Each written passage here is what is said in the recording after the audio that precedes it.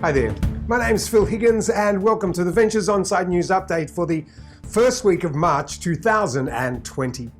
Well, in the news this week, Kuwait's combined group contracting company announced it's been awarded a $138.4 million off-plot works for the Jurassic Production Facility located at North of Kuwait by Kuwait Oil Company. The tender was issued by KOC on June 2019. The scope of works for the 60-month contract includes the construction of flow lines, gas and crude export lines for the Jurassic Production Facility 4 and 5 and associated works.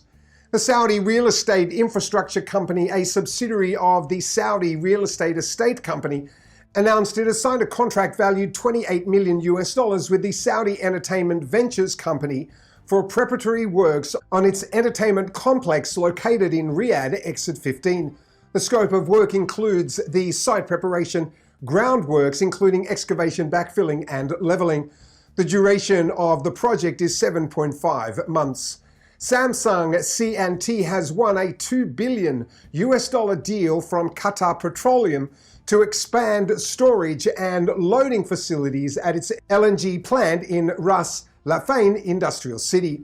The project will include the construction of 3 187,000 cubic meter storage tanks, loading berths and associated pipelines. Work is scheduled for completion in November 2025. The project is part of QP's Northfield expansion project. When complete, it will increase Qatar LNG's production capacity from 77 million tonnes per year to 110 million tonnes. The second phase will increase this to 126 tonnes by 2027. Abu Dhabi National Oil Company ADNOC invited companies to submit expressions of interest for a water treatment and transmission infrastructure project. The project will be developed under a build, own, operate and transfer basis.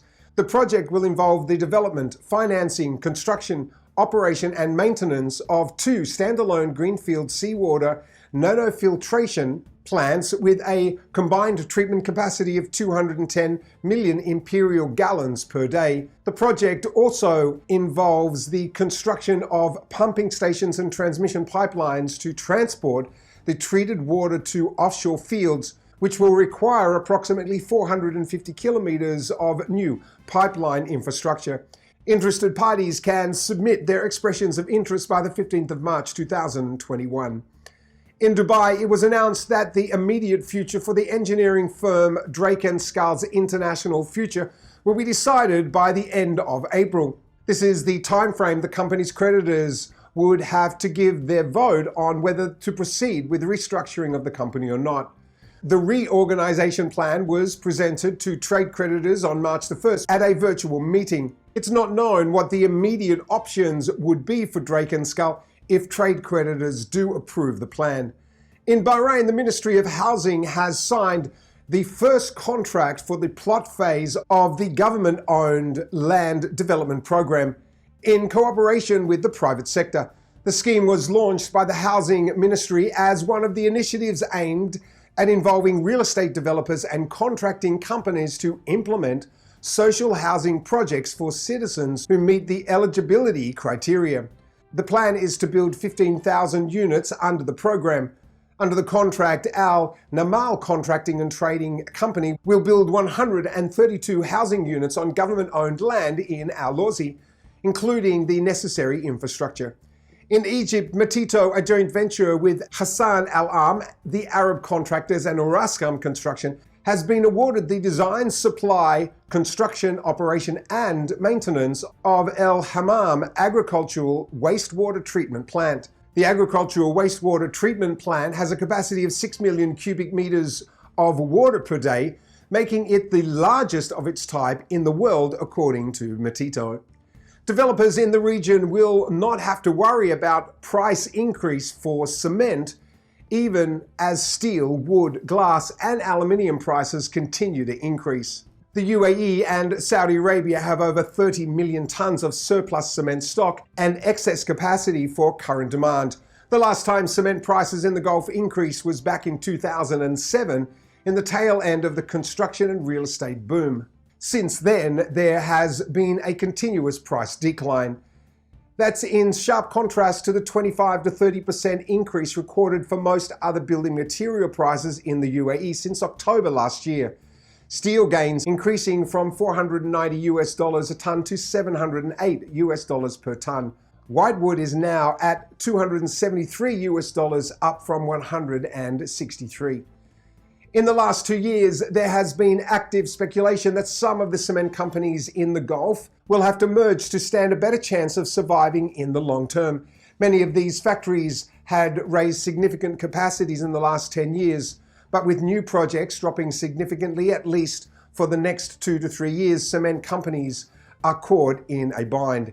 Industry sources say that informal talks have happened between mid-sized players over mergers and acquisition possibilities. But for the moment, they are making do with controlling production and not pushing too hard on the output increases. Regional demand for cement in the near term could be down as much as 50%, and the decline continues to increase. The only upside is that export from the region has increased. The UAE has installed capacity of 35 million tons of cement, while Saudi Arabia has 70 million tons and Oman another 10 million tons. This excessive capacity is the main reason why cement prices remain depressed. Cement prices in Saudi Arabia have always been low due to the subsidized energy costs, but of late the price for cement in Saudi Arabia has declined from $40 a ton to $32 for domestic sales and as low as $15 a ton for FOB export. Oman prices have remained stable at $54 a ton, and the UAE's domestic price range is from $38 to $51. UAE exports to Oman are at $30 per ton. With these low prices and excess capacity, we don't expect to see cheaper imports of cement to the region. Well, that's it for this week. Please don't forget to subscribe so that we can keep you informed in 2021 of the most recent construction news for the region and all future developments here at Ventures Onsite. Well, we hope this news update has helped you stay informed so you stay competitive. My name's Phil Higgins, and this is Ventures Onsite Live. On the 3rd of March, Ventures Onsite hosted a webinar where we took a deep dive into the construction activity throughout the GCC region. We looked at the construction awards for 2020 and what's expected for 2021. Well, if you missed this webinar, you can catch the replay by clicking the link just here.